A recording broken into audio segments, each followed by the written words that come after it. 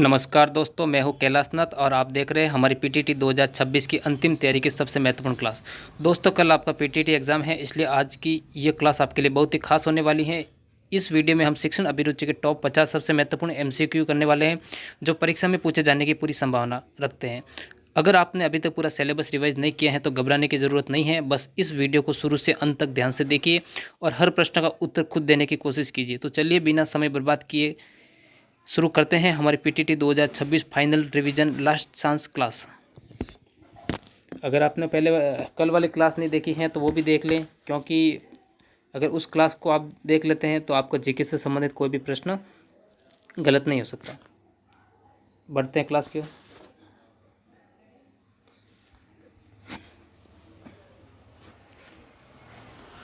पहला प्रश्न,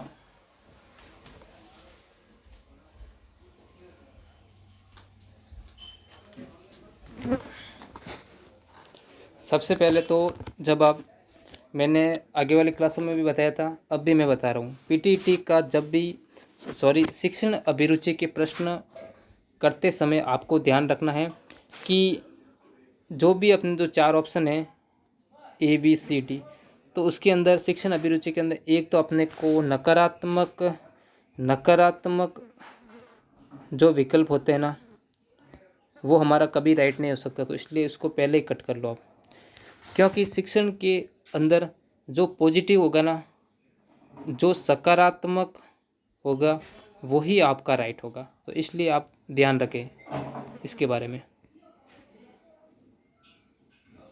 तो अब शुरू करते हैं।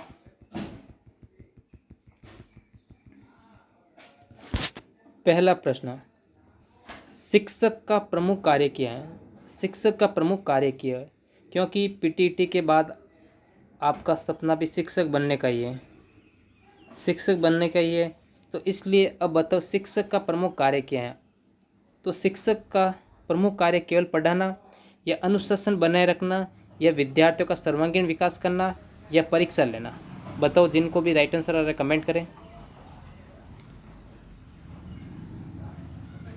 अगर मैं इसके राइट आंसर की बात करूँ तो जिन्होंने भी सी आंसर दिया है उनका करेक्ट आंसर होगा कि विद्यार्थियों का सर्वांगीण विकास करना।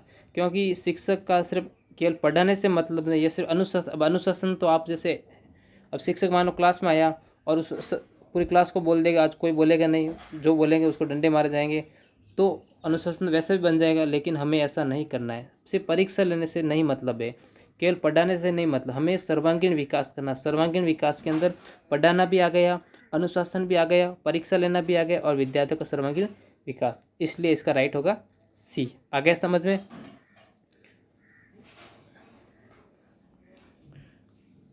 बड़े नेक्स्ट प्रश्न क्या देखो, प्रश्न संख्या 2, एक अच्छा शिक्षक होता है कठोर, पक्षपाती, सी सहानुभूति, या क्रोधी? तो मैंने आपको बताया जो नेगेटिव होता है उसको पहले ही काट लो। ये भी नेगेटिव है, पक्षपाती ये भी नेगेटिव है, क्रोधी ये भी नेगेटिव है। तो जो सी है ना, सहानुभूति, तो सी आपका सहानुभूति राइट हो। क्योंकि देखो, एक अच्छा शिक्षक क्या कठोर होगा? नहीं होगा। पक्षपात नहीं करेगा। क्या क्रोध होगा? नहीं, सहानुभूति होगा। तो आपका दूसरे का राइट होगा सी। आ गया समझ में? बढ़े नेक्स्ट प्रश्न की ओर। प्रश्न संख्या 3, शिक्षण का मुख्य उद्देश्य क्या है? शिक्षण का उद्देश्य क्या है? जानकारी देना, या परीक्षा पास करना, या व्यवहार परिवर्तन करना, या गृह कार्य देना? तो जिनको भी राइट आंसर आ रहा है कमेंट करें। अगर मैं इसके राइट आंसर की बात करूँ तो जिन्होंने भी सी आंसर दिया है उनका करेक्ट आंसर है व्यवहार परिवर्तन करना। आपको याद रखना है। आ गया समझ में? बढ़े नेक्स्ट प्रश्न की ओर।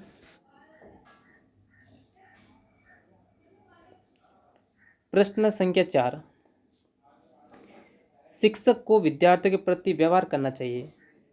क्योंकि आप शिक्षक बनोगे तब विद्यार्थियों के साथ आप कैसा व्यवहार करोगे? सम्मान, ठीक है। भेदभावपूर्ण, नेगेटिव हो गया। कठोर, ये भी नेगेटिव हो गया। उदासीन, ये भी नेगेटिव हो गया। तो इसकी हम राइट आंसर की बात करें तो ए करेक्ट आंसर है। जिन्होंने भी ए आंसर दिया है उनका करेक्ट आंसर है। आपको सम्मान याद रखना है। आ गया समझ में? बढ़े नेक्स्ट प्रश्न की ओर। प्रश्न संख्या 5, यदि छात्र गलती करे तो शिक्षक को क्या करना चाहिए? भाई अगर कोई छात्र गलती कर दे तो उसको क्या करना चाहिए?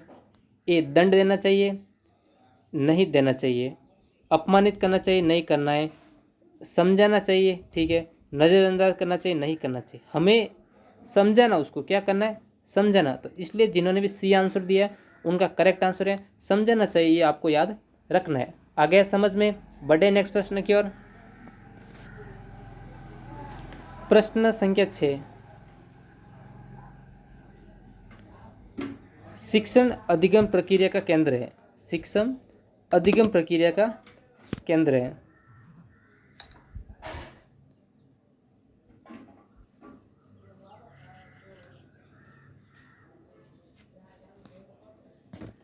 तो ए शिक्षक, बी छात्र, सी प्रधानाचार्य, डी अभिभावक। तो बताओ जिनको भी राइट आंसर आ रहे हैं कमेंट करें। अगर मैं इसके राइट आंसर की बात करूं तो जिन्होंने भी सी आंसर दिया है, सॉरी बी आंसर दिया है, उनका करेक्ट आंसर है छात्र। आपको याद रखना है। आ गया समझ में? क्योंकि शिक्षण अधिगम प्रक्रिया का केंद्र है छात्र। बढ़े आगे। प्रश्न संख्या 7, प्रभावी शिक्षण की पहचान क्या है? प्रभावी शिक्षण की पहचान क्या है? रटाना, या बी सहभागिता, सी दंड, डी आदेश। तो बताओ जिनको भी राइट आंसर आ रहा है कमेंट करें। अगर मैं इसके राइट आंसर की बात करूं तो जिन्होंने भी बी आंसर दिया है उनका करेक्ट आंसर है सहभागिता। आपको याद रखना है क्योंकि प्रभावी शिक्षण की पहचान सहभागिता है, रटाना नहीं है, दंड नहीं है, आदेश नहीं है, ठीक है। तो ये आपको याद रखना है। बढ़ते हैं नेक्स्ट प्रश्न की ओर। प्रश्न संख्या 8, शिक्षक का सबसे महत्वपूर्ण गुण क्या है? शिक्षक का सबसे महत्वपूर्ण गुण क्या है? धैर्य, बी क्रोध, सी अहंकार, डी पक्षपात। तो बताओ जिनको भी राइट आंसर आ रहा है कमेंट करें।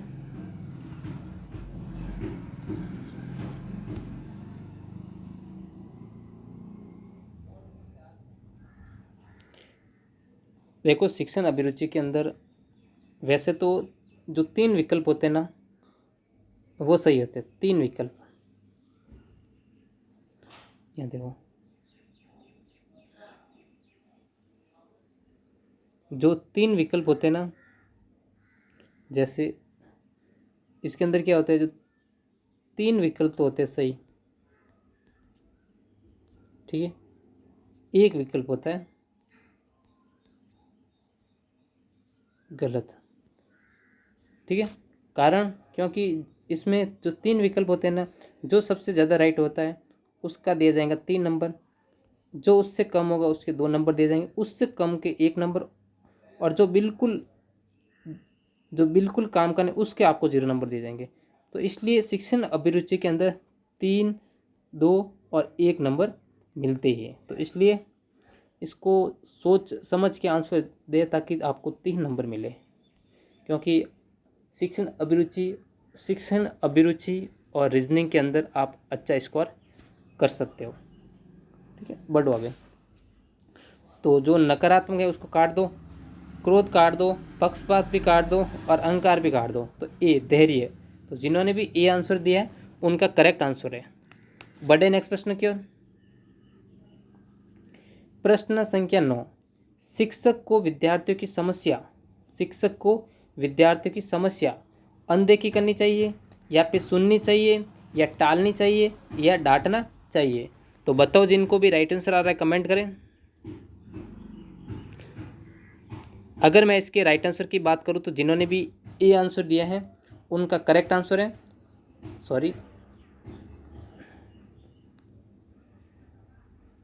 जिन्होंने भी बी आंसर दिया है उनका करेक्ट आंसर सुननी चाहिए, क्योंकि विद्यार्थियों को शिक्षक है ना, अगर विद्यार्थियों की समस्या शिक्षक नहीं सुनेगा तो कौन सुनेगा। तो इसलिए समस्या अनदेखा कभी नहीं करनी, टालनी चाहिए कभी नहीं टालनी, डांटना चाहिए कभी नहीं डांटना चाहिए। तो आपको सुननी चाहिए, समस्या सुन के उसको निराकरण करना है। आगे समझ में। बढ़े नेक्स्ट प्रश्न की ओर। प्रश्न संख्या 10, विद्यार्थियों में रचनात्मकता विकसित करने हेतु शिक्षक को क्या करना चाहिए? स्वतंत्र अवसर देना चाहिए, या रोकना चाहिए, या दंड देना चाहिए, या उपेक्षा करनी चाहिए? तो बताओ, जिनको भी राइट आंसर आ रहा है कमेंट करें।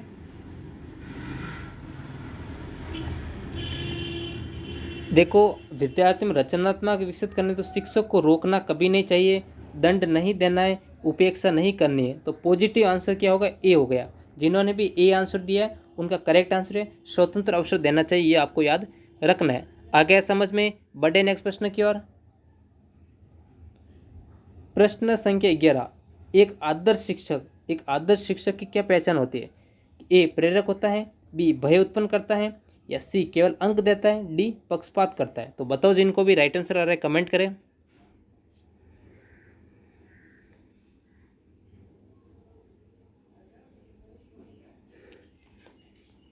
देखो, एक आदर्श शिक्षक की भय उत्पन्न नहीं करना है, पक्षपात नहीं करना है, केवल अंक नहीं देना है, आपको प्रेरक होता है। जिन्होंने भी ए आंसर दिए है उनका करेक्ट आंसर है। आगे समझ में? बढ़े नेक्स्ट प्रश्न की ओर। प्रश्न संख्या 12। अनुशासन का सर्वोत्तम माध्यम है। अनुशासन का सर्वोत्तम माध्यम क्या है? ए दंड, बी प्रेरणा, सी भय, डी कठोरता? तो बताओ, जिनको भी राइट आंसर आ रहे कमेंट करें।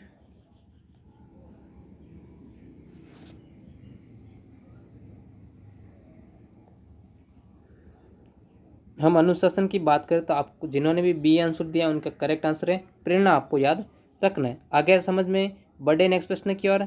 जो नेगेटिव होता है उसको काट दो, आपका आंसर अपने आप राइट हो जाएगा। बढ़े नेक्स्ट प्रश्न की ओर। प्रश्न संख्या 13। थोड़े जल्दी जल्दी हम प्रश्न कर रहे हैं क्योंकि कल तो आपका एग्जाम ही है, इसलिए हम जल्दी से जल्दी कर रहे हैं, इसलिए ज़्यादा कन्फ्यूज ना हो, आप अपनी शांति से क्लास लेते रहें। शिक्षक को नवीन शिक्षण विधियों का प्रयोग सीखने के लिए नवीन शिक्षण विधियों का प्रयोग करना चाहिए। तो इसलिए शिक्षक को नवीन शिक्षक विधियों का प्रयोग नहीं करना चाहिए, या कभी कभी करना चाहिए, या करना चाहिए, या आवश्यक नहीं है? तो बताओ, जिनको भी राइट आंसर कमेंट करें।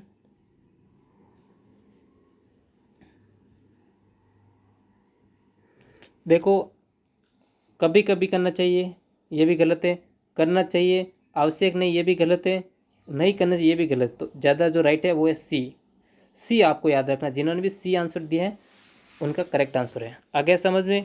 बढ़े नेक्स्ट प्रश्न की ओर। प्रश्न संख्या 14। नेतृत्व क्षमता का अर्थ क्या है? नेतृत्व क्षमता का अर्थ क्या है? दूसरों पर शासन करना, या दूसरों का मार्गदर्शन करना, या आदेश देना, या आलोचना करना? तो जिनको भी राइट आंसर आ रहा है कमेंट करें। देखो, नेतृत्व क्षमता का अर्थ होता है दूसरों का मार्गदर्शन करना।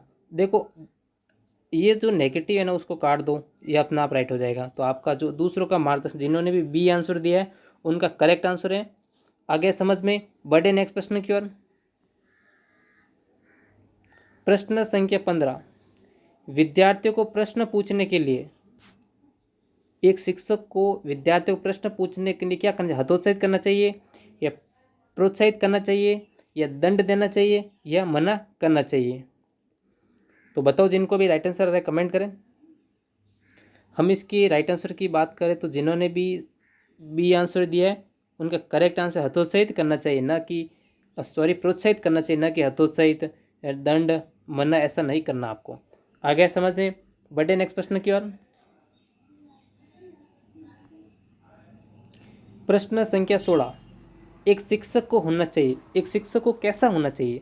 आप शिक्षक बनने वाला, आपको कैसा होना चाहिए? तो देखो, ए समयनिष्ठ, बी आलसी, सी असहयोगी, डी उदासीन?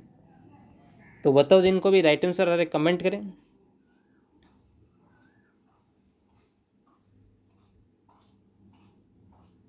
देखो, एक शिक्षक को आलसी कभी नहीं होना है, उदासीन भी नहीं होना है, असहयोग भी नहीं होना है। तो जिन्होंने भी ए आंसर दिया उनका करेक्ट आंसर सत्यनिष्ठ आपको याद रखना है। आ गया समझ में? बढ़े नेक्स्ट प्रश्न की ओर। प्रश्न संख्या 17। शिक्षा का उद्देश्य क्या है ये बताना आपको। नौकरी दिलाना, या व्यक्तित्व विकास, या परीक्षा पास करना, या गृह कार्य? तो बताओ, जिनको भी राइट आंसर आ रहा है कमेंट करें।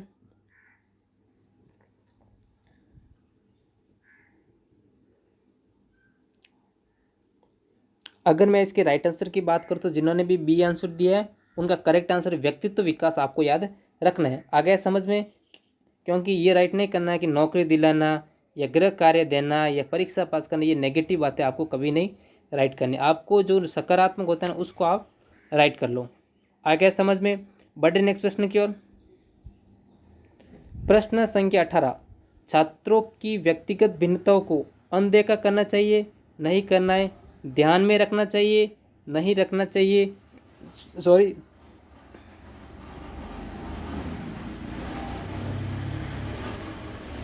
समाप्त करना चाहिए, नहीं करना है, दंडित करना चाहिए, नहीं करना। तो जो पॉजिटिव आंसर है ना बी, ये बी करेक्ट आंसर हो गया। आपको बी आपको याद रखना है। आगे समझ में? बढ़े नेक्स्ट प्रश्न की ओर।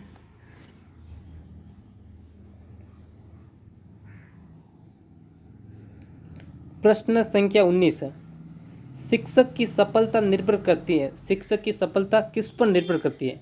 वेतन पर, अनुभव और समर्पण पर, भवन पर, पोशाक पर। तो बताओ जिनको भी राइट आंसर आ रहा है कमेंट करें। देखो, सिर्फ शिक्षक की सफलता वेतन पर निर्भर नहीं करती है, भवन पर नहीं है। ऐसा तो है नहीं कि भाई किसी शिक्षक के अच्छा पेमेंट आ रहा है तो वो उसकी सफलता नहीं, कि ऐसा तो है नहीं किसी शिक्षक के बड़ा भवन बना हुआ है तो वो भी नहीं है। क्या बढ़िया स्कूल में बढ़िया बढ़िया पोशाकें पहन के आता है तो वो भी नहीं है। एक शिक्षक की सफलता निर्भर करती है अनुभव और समर्पण पर। किस पर करती है? अनुभव और समर्पण पर। इसलिए आपको जिन्होंने भी बी आंसर दिया है उनका करेक्ट आंसर है, आपको अनुभव और समर्पण याद रखना है। आ गया समझ में? बढ़े नेक्स्ट प्रश्न की ओर। प्रश्न संख्या 20, कक्षा में लोकतांत्रिक वातावरण का अर्थ है शिक्षक का प्रभुत्व, विद्यार्थी की सहभागिता, सी कठोर अनुशासन, डी दंड। तो जिनको भी राइट आंसर आ रहा है कमेंट करें।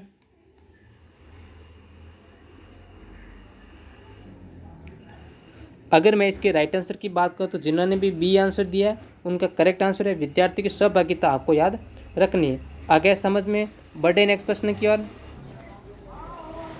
प्रश्न संख्या 21, विद्यार्थियों में आत्मविश्वास विकसित होता है। कब होता है आत्मविश्वास? प्रशंसा से, दंड से, भय से, उपेक्षा से। तो जिनको भी राइट आंसर आ रहा है कमेंट करें।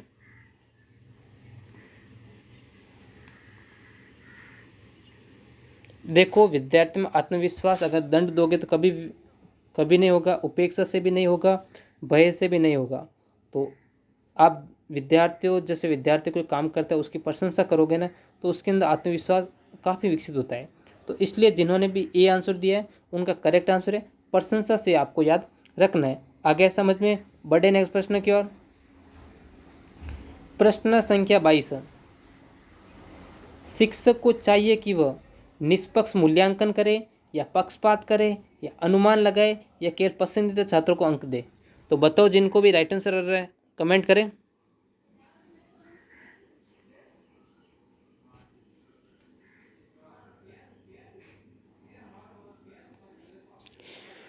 देखो, शिक्षक को कभी पक्षपात नहीं करना चाहिए, अनुमान भी नहीं लगाना है, केवल पसंदीदा छात्रों को अंक नहीं देना है। तो जिन्होंने भी ए आंसर दिया उनका करेक्ट आंसर है निष्पक्ष मूल्यांकन करिए, आपको याद रखना है। आगे समझ में? बढ़े नेक्स्ट प्रश्न की ओर। प्रश्न संख्या 23, शिक्षण में संसार का महत्व है। शिक्षण में संसार का क्या महत्व है? ए कम, बी बहुत अधिक, सी नहीं, डी सीमित। तो बताओ जिनको भी राइट आंसर आ रहा है कमेंट करें।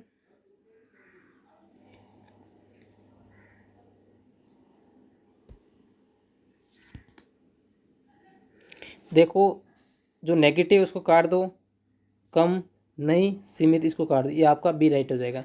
तो जिन्होंने भी बी आंसर दिया उनका करेक्ट आंसर है। बढ़े नेक्स्ट प्रश्न की ओर। प्रश्न संख्या 24, एक अच्छे शिक्षक की पहचान क्या है? सहनशीलता, क्रोध, कठोरता या उदासीनता। तो बताओ जिनको भी राइट आंसर आ रहा है कमेंट करें। ये शायद वापस रिपीट हो गया, आगे भी था ना ये प्रश्न। तो इसमें मैंने बताया था कि जो नेगेटिव उसको काट दो, क्रोध भी काट दो, उदासीनता भी काट दो, कठोरता भी काट दो। तो आपका ए राइट हो जाएगा। जिन्होंने भी ए आंसर दिया उनका करेक्ट आंसर है सहभागिता, आपको याद रखनी है। आगे समझ में? बढ़े नेक्स्ट प्रश्न की ओर। प्रश्न संख्या 25 है, शिक्षक को अभिभावकों से दूरी रखनी चाहिए, नहीं रखनी है, सहयोग करना चाहिए, विवाद करना चाहिए, नहीं करना चाहिए, अनदेखा करना चाहिए, नहीं करना है। तो जिन्होंने भी बी आंसर दिया उनका करेक्ट आंसर है सहयोग करना चाहिए, आपको याद रखना है। आगे समझ में बढ़े नेक्स्ट प्रश्न की ओर। 25 प्रश्न कर लिए हमने, 25 अभी बाकी है, तो अपने 50 प्रश्न हो जाएंगे। बढ़े नेक्स्ट प्रश्न की ओर। प्रश्न संख्या 26, प्रश्न संख्या 26, शिक्षक का व्यवहार होना चाहिए। एक शिक्षक का व्यवहार कैसा होना चाहिए? आप शिक्षक बनोगे, आपका व्यवहार कैसा होना चाहिए, या फिर आप अपना व्यवहार कैसा रखोगे, उसके प्रति आपको आंसर देना है। ए विनम्र, बी कठोर, सी रूखा, डी आक्रामक। तो बताओ, जिनको भी राइट आंसर आ रहा है कमेंट करें। देखो, शिक्षक को कभी कठोर नहीं होना चाहिए, उसका व्यवहार आक्रामक भी नहीं होना चाहिए, रूखा भी नहीं होना चाहिए। शिक्षक का व्यवहार होना चाहिए विनम्र। क्या होना चाहिए? शिक्षक का व्यवहार होना चाहिए विनम्र। तो इसलिए जिन्होंने भी ए आंसर दिया उनका करेक्ट आंसर है विनम्र, आपको याद रखना है। आगे समझ में बढ़े नेक्स्ट प्रश्न की ओर। प्रश्न संख्या 27, कक्षा में प्रेरणा का अर्थ क्या है? कक्षा में प्रेरणा का अर्थ क्या है? सीखने की इच्छा बढ़ाना, या भय उत्पन्न करना, या दंड देना, या आलोचना करना। तो जिनको भी राइट आंसर आ रहा है कमेंट करें।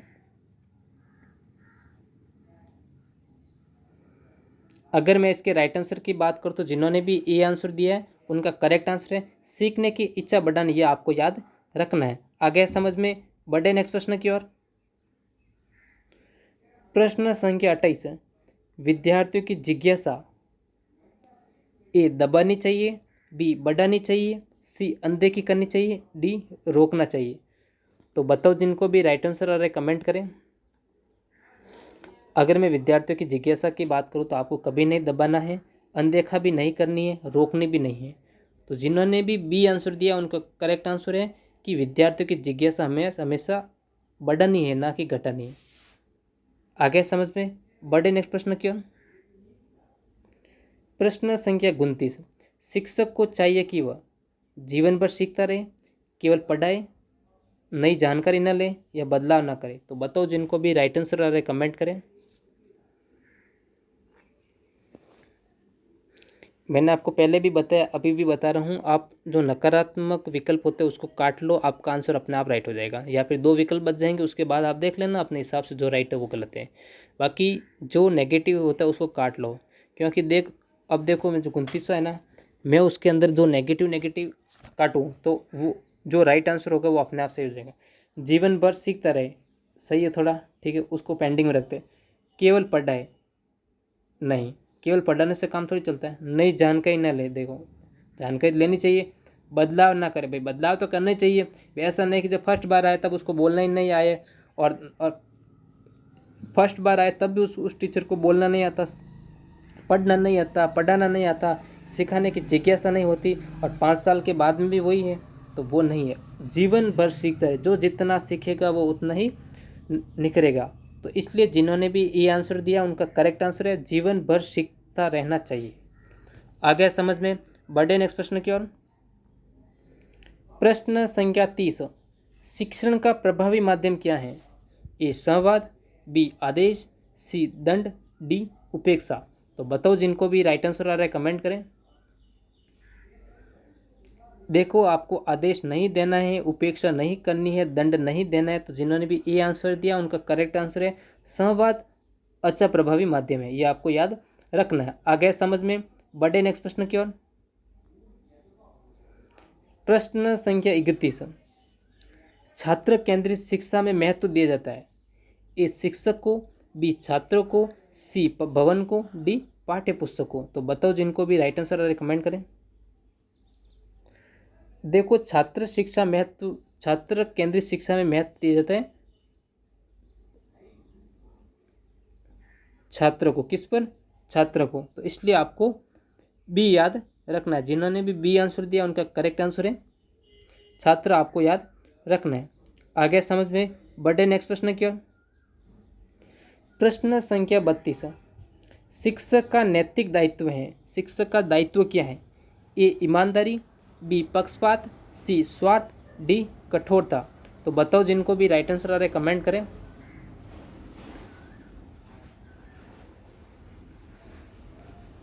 अगर मैं इसके राइट आंसर की बात करूँ तो जिन्होंने भी ए आंसर दिया उनका करेक्ट आंसर ईमानदारी आपको याद रखनी है। आगे समझ में, देखो पक्षपात नहीं करना है, कठोर भी नहीं रहना है, स्वार्थ भी नहीं देखना अपना, तो ईमानदारी आपको याद रखना है। आगे समझ में, बढ़े नेक्स्ट प्रश्न की ओर।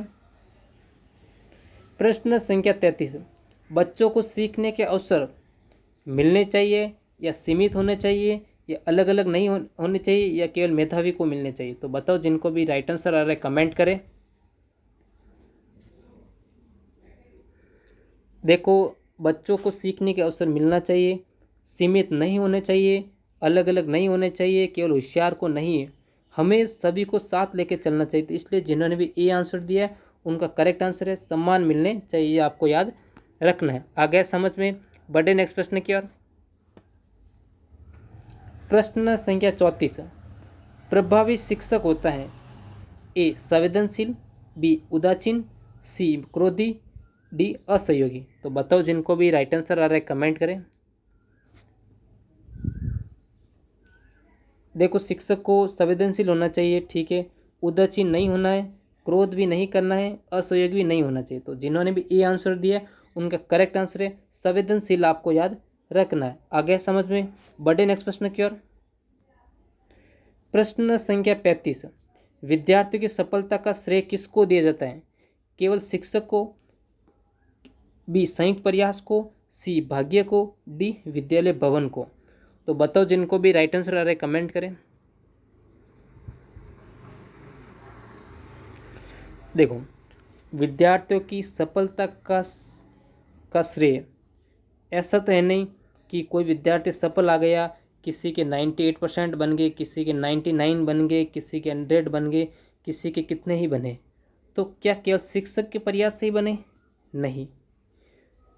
क्या भाग्य ऐसा तो है नहीं कि भाई किसी के 100 में से 100 नंबर आ गए तो आप बोलेंगे नहीं इसके तो भाग्य हैं इसलिए आ गए? नहीं, भाग्य नहीं है। विद्यालय भवन, या फिर ऐसा तो है नहीं कि भाई इस विद्यालय का भवन बहुत अच्छा बना हुआ है, उसमें संगमरमर की प्लेटें वगैरह हर चीज़ जो लगी हुई है वो सुविधा उसकी वजह से नहीं।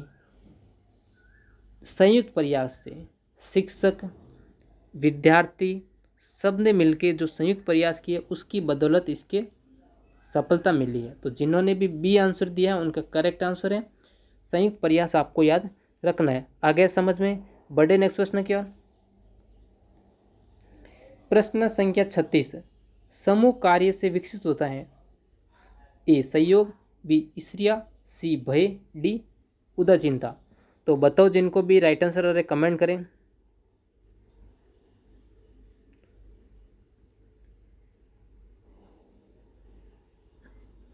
देखो, समूह कार्य से ईर्ष्या कभी नहीं होती है, भय भी नहीं, उदासीनता भी नहीं। जिन्होंने भी ए आंसर दिया उनका करेक्ट आंसर है सहयोग, आपको याद रखना है। आगे समझ में, बढ़े नेक्स्ट प्रश्न की ओर। प्रश्न संख्या 37, शिक्षक को विद्यार्थियों का मूल्यांकन निष्पक्ष करना चाहिए या पक्षपातपूर्ण करना चाहिए या अनुमान से करना चाहिए या बिना जांच करना चाहिए? तो बताओ, जिनको भी राइट आंसर आ रहा है कमेंट करें।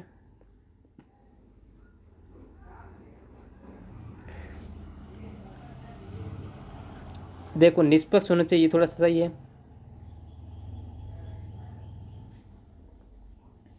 पक्षपातपूर्ण होना चाहिए, नहीं करना है, बिना जांच नहीं करनी है, अनुमान से करना चाहिए, नहीं करना चाहिए। आपको निष्पक्ष मूल्यांकन करना है। क्या करना है? निष्पक्ष मूल्यांकन करना है। तो जिन्होंने भी ए आंसर दिया है उनका करेक्ट आंसर है निष्पक्ष, आपको याद रखना है। आगे समझ में, बढ़े नेक्स्ट प्रश्न की ओर। प्रश्न संख्या 38, शिक्षक का व्यवहार विद्यार्थियों पर प्रभाव डालता है या प्रभाव नहीं डालता है या बहुत कम प्रभाव डालता है या कोई संबंध नहीं है? तो बताओ, जिनको भी राइट आंसर आ रहा है कमेंट करें। देखो, प्रभाव नहीं डालता ये भी गलत है, कोई संबंध नहीं ये भी गलत है, बहुत कम प्रभाव डाल ये भी गलत है। तो जिन्होंने भी ए आंसर दिया उनका करेक्ट आंसर प्रभाव डालता है, ये आपको याद रखना है। आगे समझ में, बढ़े नेक्स्ट प्रश्न की ओर। प्रश्न संख्या 39 है, शिक्षा का लक्ष्य क्या है? शिक्षा का लक्ष्य क्या है? सामाजिक विकास, केवल नौकरी, परीक्षा या अंक? तो बताओ, जिनको भी राइट आंसर आ रहा है कमेंट करें। देखो, शिक्षा का लक्ष्य सिर्फ नौकरी लगने से नहीं है, अंक से भी नहीं है, परीक्षा से नहीं है, सामाजिक विकास है। किससे? शिक्षा का सामाजिक विकास से लेना देना है। तो जिन्होंने भी ये आंसर दिया उनका करेक्ट आंसर सामाजिक विकास आपको याद रखना है। आगे समझ में? बढ़े नेक्स्ट प्रश्न क्या?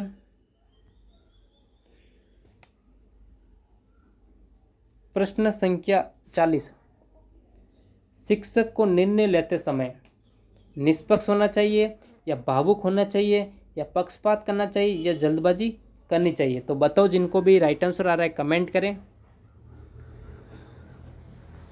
देखो, निष्पक्ष होना चाहिए, ये थोड़ा सही, इसको थोड़ा रखते हैं। भावुक होना, अब भाई निर्णय, शिक्षक को निर्णय लेते समय किस प्रकार का भाई भावुक होना है? कैसा? नहीं नहीं, ये बच्चा बहुत गरीब है, या फिर ये बच्चा बहुत दिखने में भोला भाला है, या फिर इसके वो नहीं है, पेरेंट्स नहीं, वो नहीं है, तो उसको मैं ज़्यादा अंक वगैरह दे दूँ। नहीं, ऐसा नहीं करना है।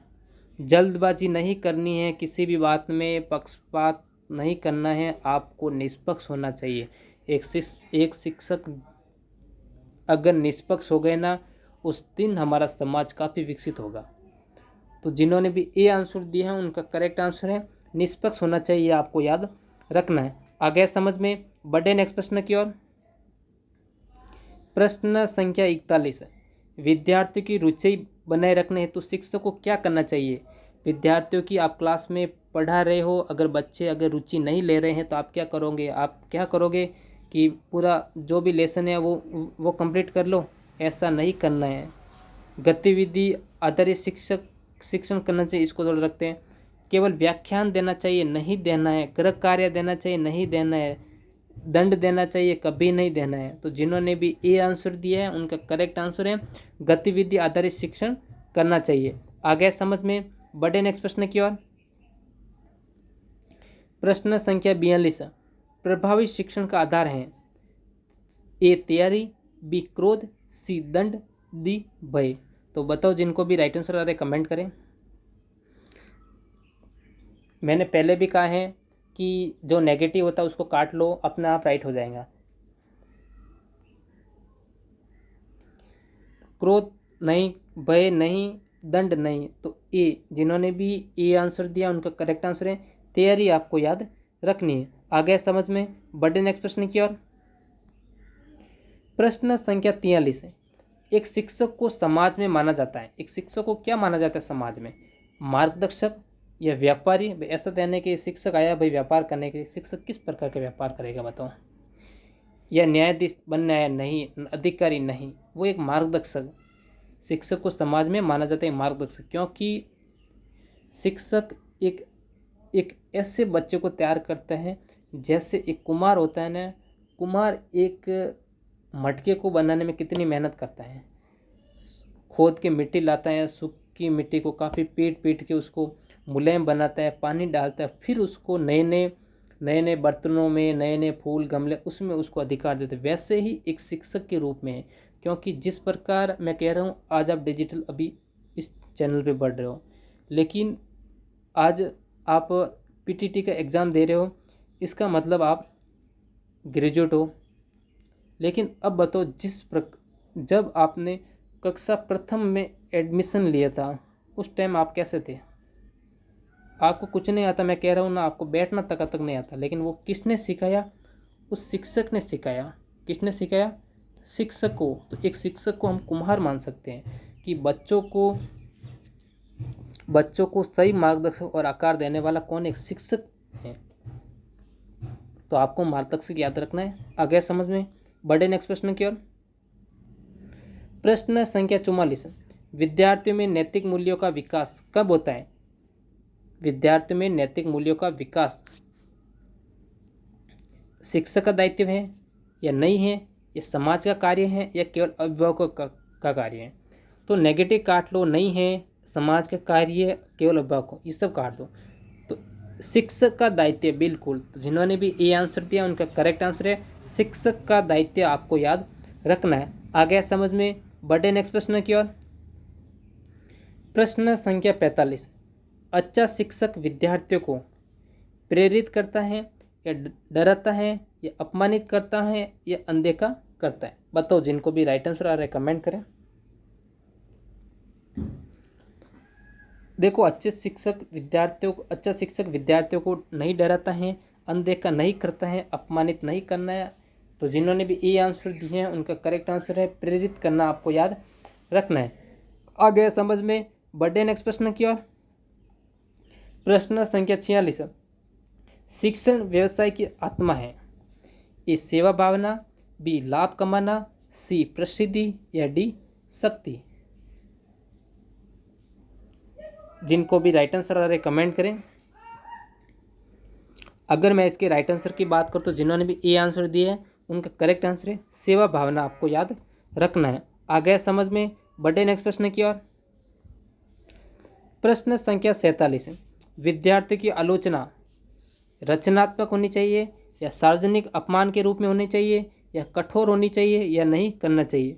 बताओ, जिनको भी राइट आंसर आ रहा है कमेंट करें। देखो, विद्यार्थियों की आलोचना आपको सार्वजनिक अपमान के रूप में करनी चाहिए, नहीं करनी है आपको, नहीं करनी चाहिए, ये नहीं, कठोर नहीं, आपको रचनात्मक होनी चाहिए। अगर बच्चा गलत है तो उसको समझाओ, दंड नहीं देना है। बच्चा अगर अच्छा काम कर रहा है तो उसको प्रेरित करो, तो इसलिए रचनात्मक होनी चाहिए। आ गया समझ में? बढ़े नेक्स्ट प्रश्न की ओर। प्रश्न संख्या 48, एक शिक्षक को नई तकनीकों का प्रयोग, एक शिक्षक है ना, उसको नई तकनीकों का प्रयोग करना चाहिए नहीं करना चाहिए? देखो, एक करना चाहिए, बी नहीं करना चाहिए, इसको भी काट दो। सीमित करना चाहिए, नहीं करनी सीमित, बढ़ाओ ज्ञान तो आवश्यक नहीं है, बिल्कुल आवश्यक है, तो उसको भी काट लो। तो जिन्होंने भी ए आंसर दिया उनका करेक्ट आंसर है एक शिक्षक को नई तकनीकों का ज़्यादा से ज़्यादा प्रयोग करना चाहिए। आ गया समझ में? बढ़े नेक्स्ट प्रश्न की ओर। प्रश्न संख्या 49, प्रश्न संख्या 49, सफल शिक्षक की पहचान क्या है? बताओ, सकारात्मक दृष्टिकोण, नकारात्मक सोच वाला, या कठोरता या पक्षपात? बताओ, एक शिक्षक की पहचान क्या? नकारात्मक सोच होगी नहीं, पक्षपात करेगा नहीं, कठोरता रहेगा नहीं। तो जो सकारात्मक दृष्टिकोण से सकारात्मक सोच जो रखेगा वही सफल शिक्षक की पहचान है। तो जिन्होंने भी ये आंसर दिया है उनका करेक्ट आंसर है सकारात्मक दृष्टिकोण, आपको याद रखना है। आ गया समझ में? बढ़े नेक्स्ट प्रश्न की ओर। प्रश्न संख्या 50, प्रश्न संख्या 50, शिक्षक का सर्वोच्च उद्देश्य क्या है? छात्रों का सर्वांगीण विकास, या अधिक वेतन, या परीक्षा परिणाम, या प्रसिद्धि प्राप्त करना? बताओ, जिनको भी राइट आंसर आ रहे कमेंट करें।